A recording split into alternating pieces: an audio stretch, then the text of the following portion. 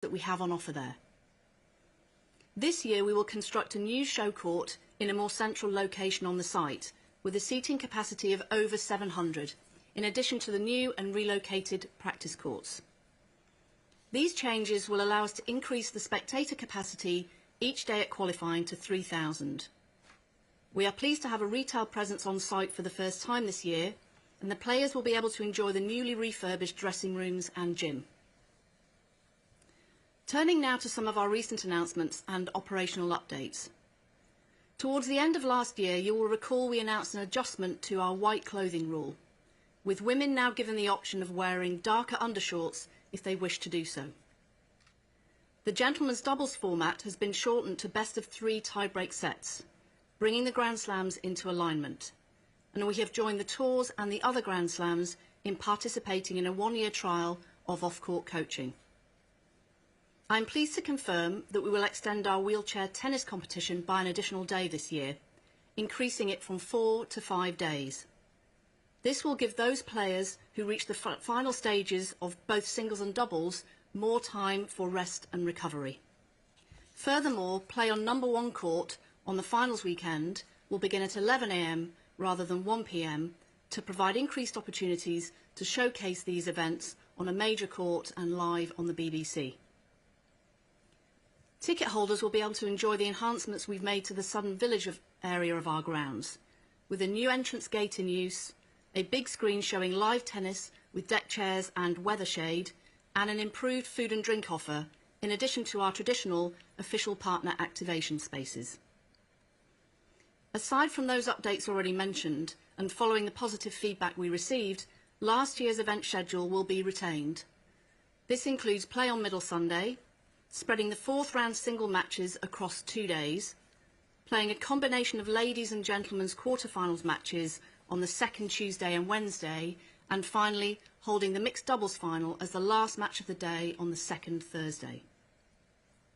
Naturally, the additional day of play helped bolster the viewing figures for our broadcast partners across the fortnight last year. Linear TV coverage in the US was up by 26% on ESPN, and in the UK on the BBC, a new record for online viewing was set, with the championship streamed 53.8 million times, which was up from 30.5 million in 2021. On the commercial front, we welcome Barclays in their first year as our official banking partner. This multi-year partnership includes the biggest ever donation made by an official partner to our charity, the Wimbledon Foundation. Together, Barclays and the Foundation are focused on using sport to help make a positive difference to people's lives, and we'll have more news to share on an exciting joint initiative a little closer to the championships. We remain firmly committed to becoming environment positive by 2030. We will again host our Environment Positive panel on the first Thursday and spotlight this important subject throughout that day. We make improvements every year to help reach our sustainability ambitions, and among the changes for 2023, we have connected our renewable electricity supply to facilities in the queue, allowing us to accelerate the phase-out of generators used during the championships. In the area of food and drink, all of our food menus for all of our guest groups will have a low CO2 dish highlighted to help our guests make environment positive choices should they wish to do so. The most visible change, though, will be on court. Working alongside Evian, our official partner for the last 15 years, we are pleased to confirm the next step in our sustainability journey together is a pilot of an on-court refillable water solution which will offer Evian player water for the players. As part of this, we will be providing the players with reusable bottles that they can refill during their time at the championships. It has taken the Evian and Wimbledon teams many months to work through the various logistical challenges involved, but we're very excited with where we've got to, and we believe it is a great step forward. We look forward to sharing some more details of this solution in the build-up to the championships. I would like to briefly focus on a couple of our marketing initiatives. Our campaign for 2023 will be Always Like Never Before, an idea that celebrates both the traditions of Wimbledon and the unpredictable drama of sporting contests. This will come to life through various activations, including our trailer, which traditionally launches following the conclusion of Roland Garros. With our campaign in mind, this year's official poster was created by Dutch illustrator Eric van den Boom. Eric used several iconic Wimbledon elements to create an English garden-inspired border, framing the court and player. The design links the familiar traditions loved by our guests to the dramatic moments about to play out on court. In the digital space, Wimbleworld on Roblox will return, having attracted 9.8 million visits during the fortnight last year. And following its success last year, we will be bringing back The Hill in New York, with a special live screening activation taking place at Brooklyn Bridge Park. This will operate on the final 3 days of the event and will be supported by ESPN and many of our official partners. From the big screen in New York to initiative closer to home, we will install 2 big screens in the east of the London Borough of Merton for our local residents to share in the excitement of the championships. Last year's big screen in Mitcham was very well received, and so this year we will work with Merton Council to install a second screen in Morden. They'll be running from Middle Sunday until the final Sunday, and there'll be free activities for the community to enjoy. Finally, as we have done for the last couple of years, we plan to announce prize money for the championships in June. I'll now hand back to Ian to continue our updates. Thank you, Sally. I would now like to pick up on certain anniversaries and broader themes which will run throughout the fortnight. First, our support for the people of Ukraine.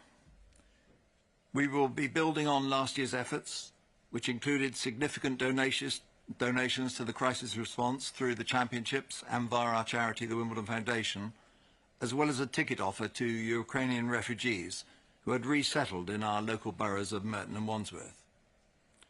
This year, in partnership with the LTA through the championships, we are pleased to share that we will donate to Ukrainian relief £1 for each ticket holder at the championships this year. This will result in a contribution of more than £500,000. We will also again invite 1,000 refugees to join us for a day at Wimbledon. Working with our Merton and Wandsworth councils and the British Red Cross, this offer would include tickets, transport, food and drink for the day. For Ukrainian players, the All England Club and the LTA will be funding the accommodation cost of 2 rooms for all main draw and qualifying players and their team members for the entirety of the grass court season. All main draw and qualifying players will also be offered the opportunity to practice and train after Roland Garros at either the All England Club's courts or via the LTA at the Surbiton courts. This mirrors arrangements available to all top 10 singles players. Next, the first Wednesday of the championships will coincide with the 75th birthday of the NHS. We look forward to marking this special day at Wimbledon. This will include inviting 75 NHS employees from our local hospital, St George's, to attend and celebrate the day with us. I will also be taking the opportunity, by way of recognition and thanks, to host a number of NHS representatives in the Royal Box across the fortnight. The eve of Wimbledon this year will be the 50th anniversary of the formation of the Women's Tennis Association. I'm delighted to confirm that Billie Jean King will be one of our special guests at the championships, and we will duly recognise the contribution of Billie Jean and other members of the original 9 to the development of our sport. Another anniversary will be 10 years since the formation of our charity, the Wimbledon Foundation. It has grown continually during this time, and this year we'll be investing in the region of £4 million on charitable activities and supporting more than 100 causes locally, nationally and internationally. The Foundation plays an important role in our overall support and contribution to our local community. Just one example of our support is the ongoing relationship with food rescue charity City Harvest. Our food and drink team works with them during the championships to distribute surplus food and during the pandemic they prepared thousands of hot meals which were distributed locally to those in need. This year, the Foundation has supported the launch of a new City Harvest food rescue van, inspiringly named Vandy Murray, which I think you might just be able to see. We must thank Andy for agreeing to have his name used in this way for this fine cause.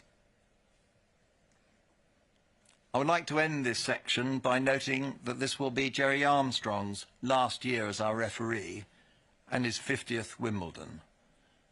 I wish to place on record our sincere thanks to Jerry for his outstanding contribution to the championships.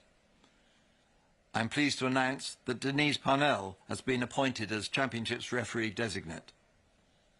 A former professional player and distinguished international referee, Denise has held the role of assistant referee at Wimbledon since 2006 and will take on the role of referee in 2024. She will work closely with Jerry over the coming months to ensure a seamless transition next year. I now hand back to Sally to touch on development plans around the estate. Thanks, Ian. It will come as no surprise that around the estate we are as busy and ambitious as ever. Continuing to strategically invest in our facilities is central to our long-term vision for both the club and the championships. The indoor tennis centre on Somerset Road is now complete, including the construction of 6 indoor and 6 outdoor courts, dressing rooms, social and meeting spaces, and the underground car park, which is the hub of the Championship's courtesy car operation. Players and their teams will enjoy a new arrivals experience this year with the completion of the tunnel underneath Somerset Road, connecting directly to their facilities in the Millennium Building. Phase 3 of our development at the Community Tennis Centre at Rains Park is nearing completion. The 16 grass courts will provide players with additional practice facilities before and during the championships. We anticipate opening the new clubhouse in the autumn, which will include changing and therapy rooms, a cafe and a multi-use function room. We're very much looking forward to the additional benefits that these facilities will offer players preparing for the championships in future years, as well as the many thousands of community members who use the centre throughout the rest of the year. The Millennium Building is now 20 years old and in need of refurbishment.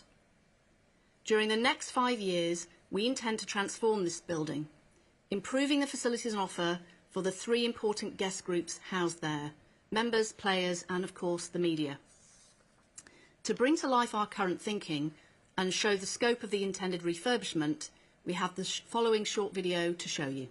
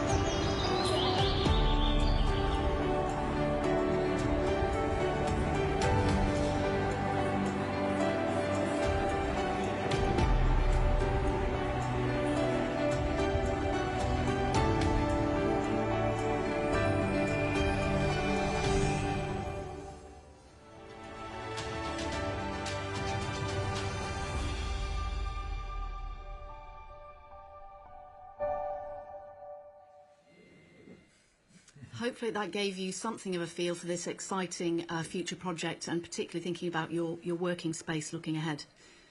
So turning now to the Wimbledon Park project. As you know, our planning application is still in the process of being considered by both Merton and Wandsworth councils.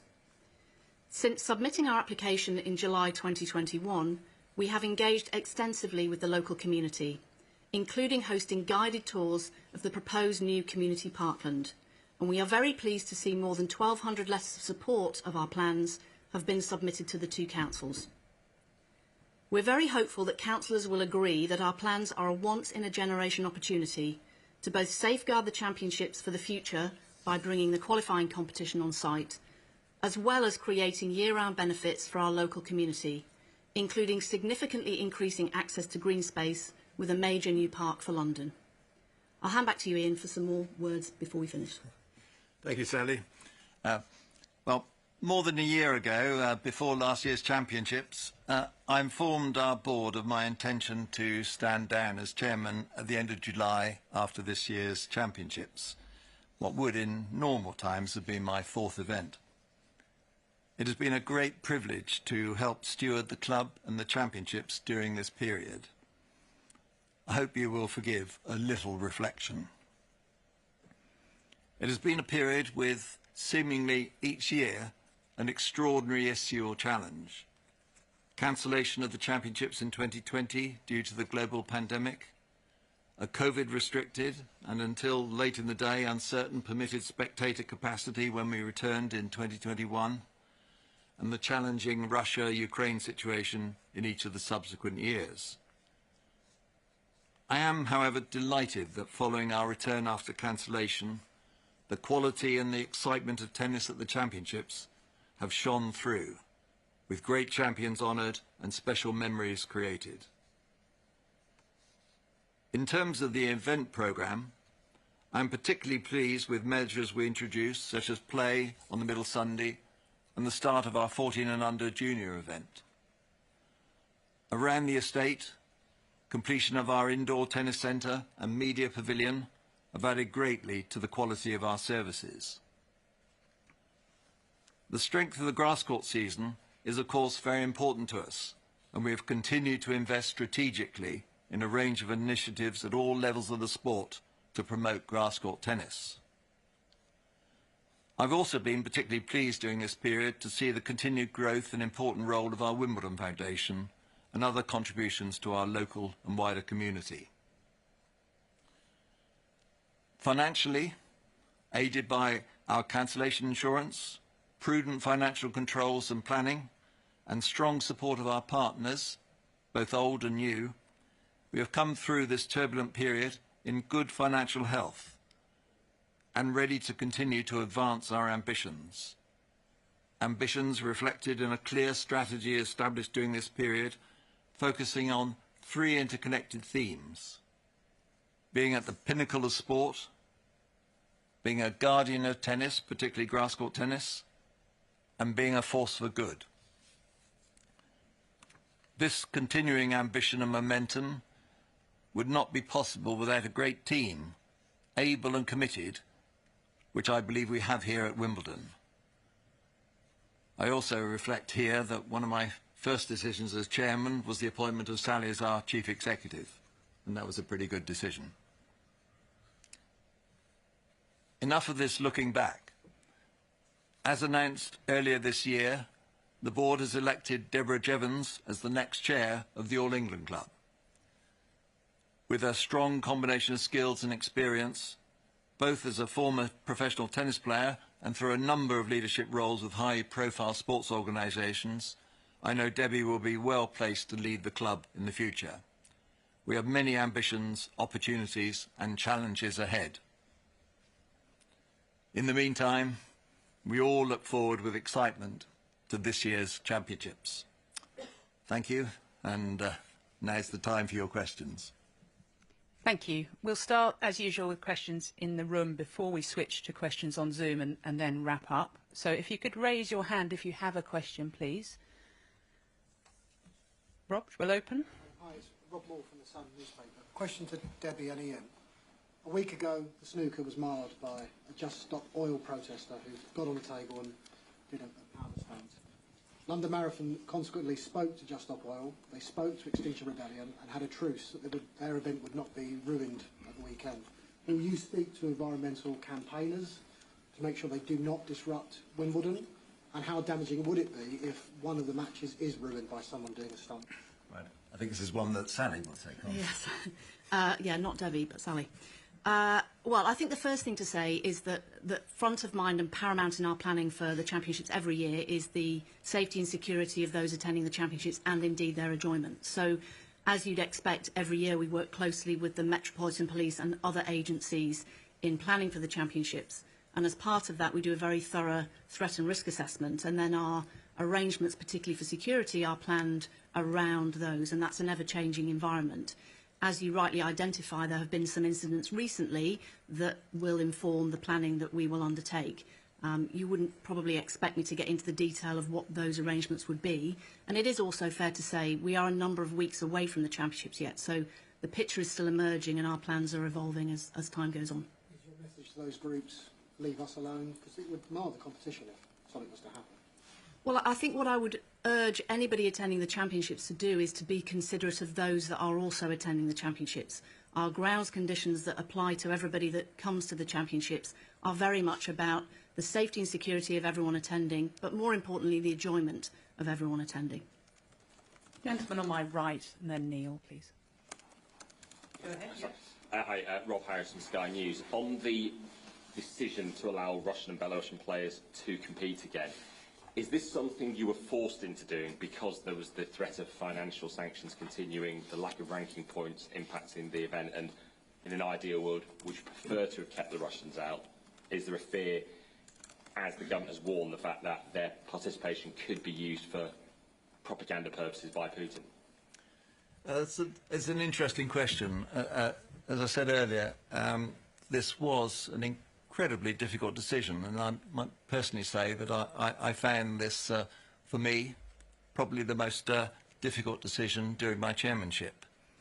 I think our statement on 31st March set out the position as clearly as we could, namely that there were a combination of factors, and it was a combination of factors, and developments since last year which have led to our decision.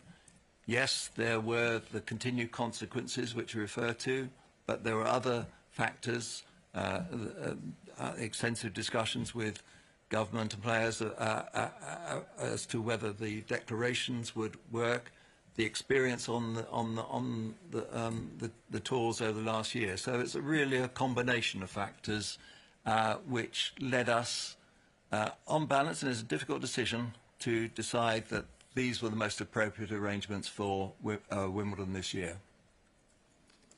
Thank you, Neil, and then Elle, please. Neil McClung from the Mirror for either of you. Just about the personal declaration, just the time frame involved. Is there a date they can sign them already, and is there a deadline for when they have to sign these personal declarations? Yes, so on practicalities, as soon as we made the announcement, players were able to sign what is effectively the player entry terms and conditions. So the declaration is encompassed in the player entry terms and conditions. So from the point we made the announcement, players were able to sign those documents, and of course that option is available to them up until the entry's deadline, and players are beginning to sign those as we speak. So that's broadly the time frame. Give us an idea of how many people have signed it, and is it up to what you'd expect, so the numbers who have signed these declarations? Yes, I probably wouldn't share the detail of who has signed them, but a number of players have already signed them and are engaged in planning on competing at the championships. Do you expect all Russian and Belarusian players to sign it, to compete? We listened very much to the feedback from last year, and that feedback from the athletes was that they wanted the choice to be able to sign the declaration. So at this point we have given the players the choice to sign the declaration. We've spent a significant amount of time engaging with those players to ensure that they fully understand what they're signing up to, and at this point we have a number of players who are in the process of signing or have signed, and it would be hard to say where we finally end up. Thank you, Eleanor, and then Russell, please. Hi, Eleanor Crooks from PA Media. This can be to either of you. Just on the Wimbledon Park project, how frustrating is it that this hasn't gone before the councils yet? You haven't got approval, and how will it impact the timeline that you set out for when you wanted all the various different stages to be in place? Shall I start off on this one, Sally, and you add to it? The date for the planning committee, of course, is in the hands of the planning authority, and yes, we would really look forward to our application being heard as soon as possible. But we do recognise that this is an important, complex and long-term project.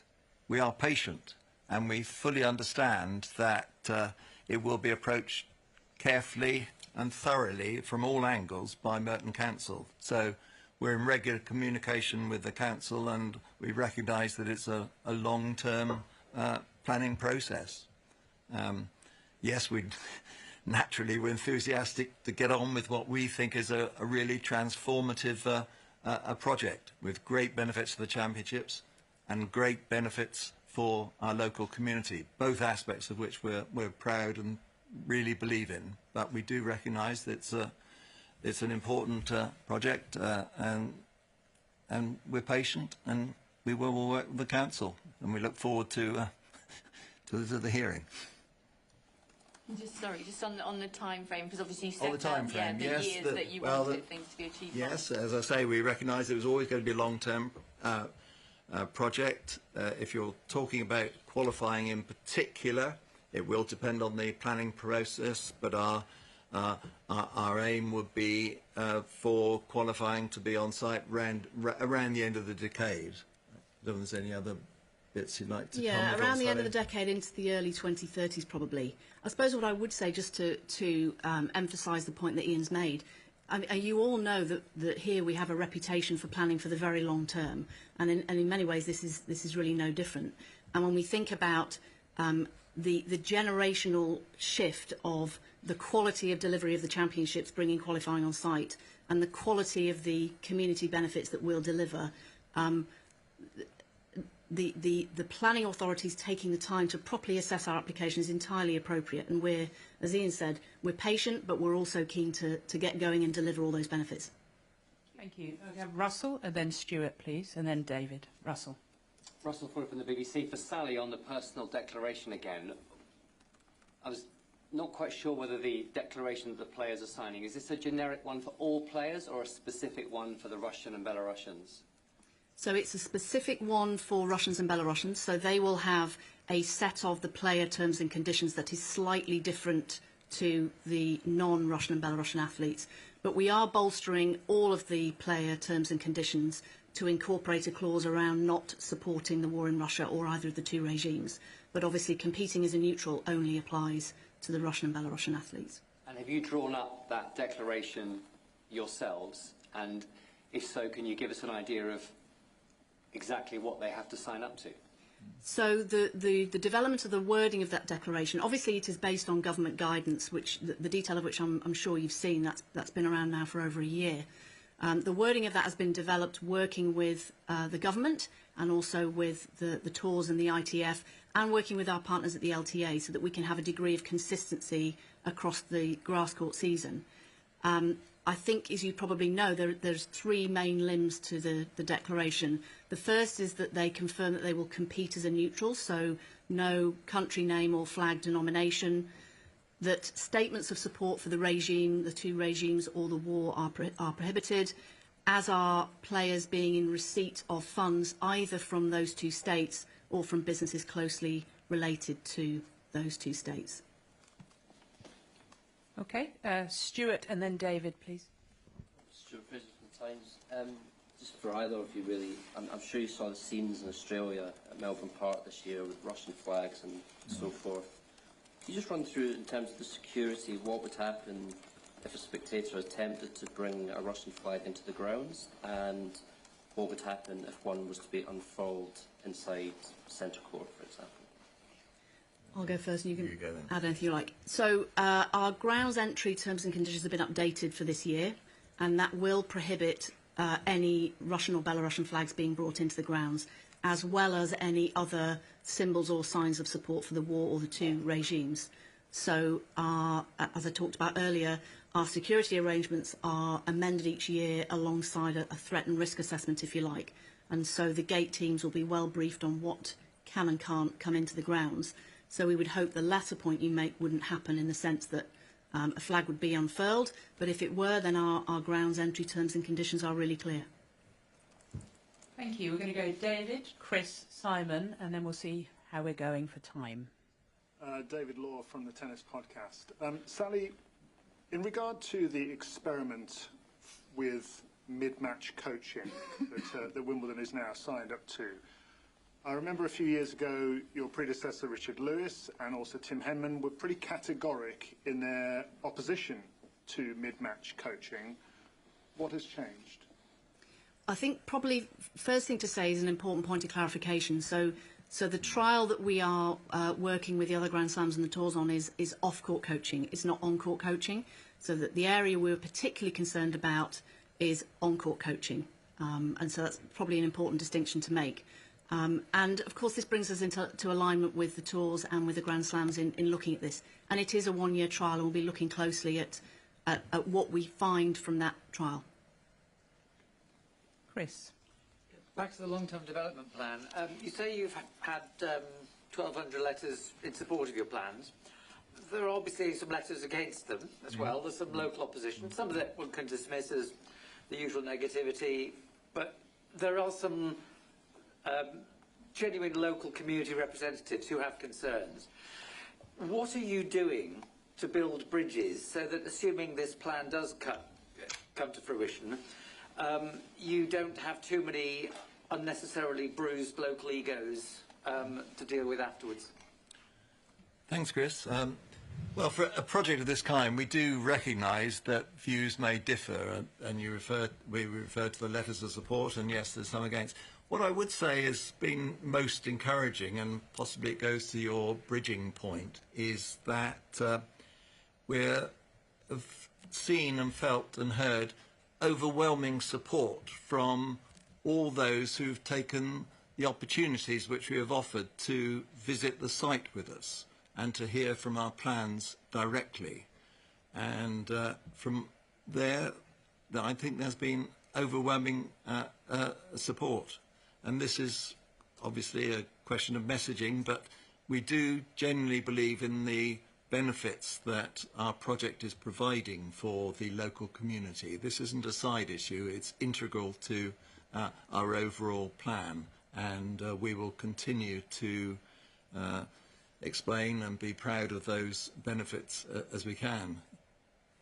For me personally, and I probably shouldn't say this, but I'm disappointed that I obviously recognise that there will be objections, but we are proud of these public benefits which I think that our proposals offer, and I'm really disappointed that objectors are advocating a course which would deny residents and future generations the benefit of these substantial benefits. So it's over to us to continue to pass that message, but there's nothing better than actually seeing the site itself. Simon, please. Simon Campus, freelance. What the provision of 2 rooms per player in main draw and qualifying, what's the financial cost to Wimbledon, roughly? Honestly, Simon, I don't know the answer to that. Because that genuinely has not been a consideration. Yeah. Neil, please. Yeah, have you invited Roger Federer this summer, and have you come along with plans to mark his achievements at the club? He's retired since the last Wimbledon. Well, he's obviously a very great champion. We have a very close association. I'm delighted to say that Roger Federer has been making a visit here. And we just, as a member, is very welcome at any time. And yes, we will be celebrating his achievements in an appropriate Wimbledon way in due course. More to follow. I'm going to take 2 more in the room before we switch to Zoom. Gentleman at the back, and then Rob here. Thank you. Ian Axon from Reuters Television. Could you just talk us through the thought process on relaxing the all-white clothing rule, and whether that was a hard thing to make a decision on? So I suppose going back to first principles, we always have been committed to continuing to find ways to support players to compete at their very best, and so that is a consistent approach that we take. We continue to engage with players on a range of issues, and this one, it became apparent that this one was something that was of considerable concern to players, flagged to us. We thought carefully about it. But I think it would be fair to say, Ian, it was not a particularly difficult decision to take, in actual fact. No, I agree. Thank you. We'll finish in the room here with Rob before I hand over to Zoom. Two parts on the Russia situation. One, are you selling any rights to the tournament to Russian TV or any Russian state media allowed in the All England Club? No, so the tournament won't be shown in Russia or Belarus, and Russian media are not welcome at the championship. And again, on that, on the ban on Russian and Belarusian flags, but while showing solidarity for Ukraine, did you consider universal rules? Because to some people, actually, some other flags from around the world can be contentious, like if someone brought in some from the Middle East, and how that could potentially be divisive too. I think the best way to look at it, and certainly the way that we look at it, is the overarching principle of our grounds regulations, which is that we want people to come here, feel safe and secure, and to enjoy the championships. And so whilst we have got some specifics around flags, and we've always had a constraint on the size of flags people can bring in, the general principle is about people being able to come and enjoy the tennis and not be disturbed by other people. So rather than us try to deal with every possible set of circumstances specifically in the ground entry conditions, it's more about the general principle, which enables us then to address any issues that might arise. Thank you. We're going to switch over to Zoom, so I'll hand over to Faye. Okay, we're going to take a question from Howard Fendrich, if you'd like to unmute yourself, Howard.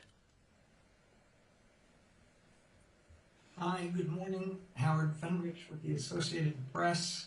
Again, on the subject of Russian and Belarusian players being allowed to return to the tournament this year and amid the ongoing war, I'm wondering what feedback, if any, have you received on that reversal of position from players, maybe particularly from Ukrainian players, but also any others? I think that Sally, we've obviously spoken to a whole range of players. Some will be disappointed, but I think the majority have been well supportive. The players have been competing on tour together. It's not the easiest situation, but that is how it has been, and I think players understand the position we've taken. Yeah, I think just to emphasise the point, I and a number of my colleagues spent some time talking to the Ukrainian players around the time that we made the announcement. It was a really important thing to do, and I think without discussing the detail of those conversations, I think it would be fair to say that they understood the situation. As Ian said, they've been competing on the tour with Russian and Belarusian athletes for a year. They understood the situation we found ourselves in. They understood our decision. They were thankful for us taking the time to have that conversation with them.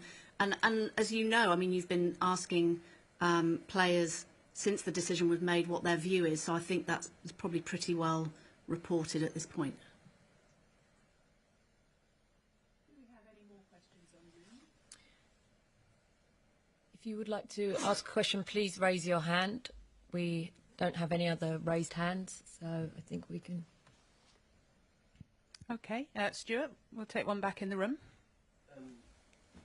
On the expansion of the wheelchair event by a day, am I right in saying you haven't exactly expanded the draw sizes, so they remain at 8? Why is that? Because other slams have gone up to 16. Yeah, at this point we've got no plans to expand the draw sizes. The changes made are about enabling rest and recovery for athletes that are in both the singles and doubles draw and advance to the latter stages of both. We've got no plans to increase the size of the draw, but the wheelchair competitions are hugely important to us. And you might recall that last year we did increase the size of the quad draw, and we'll continue to look at how we can enhance those competitions. And I talked a bit earlier about the way in which we are working hard to enable more focus on the wheelchair competition, particularly on that finals weekend, looking at changing the timing so that we can enable those matches to be played on bigger courts and have a bigger audience, hopefully, on the BBC. Okay, we're going to wrap up with the last question from Chris Bowers. It's a little one on the Russia-Belarus thing. In Indian Wells this year, a journalist asked Daniel Medvedev for a comment about an aspect of the war. The moderator said, no, that's inadmissible. And Medvedev said, no, I'm happy to answer that. If something similar happened at Wimbledon, would the moderators be under instructions to completely rule that inadmissible, or is it up to the players whether they answer questions, given that they've had to sign this declaration? It's a really interesting question, and I think the answer is we are asking the players to sign a declaration if they wish. We've been very clear with the players about the things they need to consider if they're signing the declaration. So it is about them taking personal responsibility for signing those, and we believe that the athletes will sign those in good faith. I think perhaps the important distinction in that particular incident is the difference between making supportive comments about the regime or the war versus any comments about the war. But of course, we're talking about one particular set of circumstances, and it's hard to hypothesise about what that might look like in the championships. Yeah, because Medvedev was very careful not to say anything that would damage his family back in Russia, but that's his choice. Is that going to be of any concern to you, given the declarations? Well, the declarations that the athletes will sign are about not making supportive comments of either regime or the war. Yeah. Okay, thank you very much. Hand back to Ian.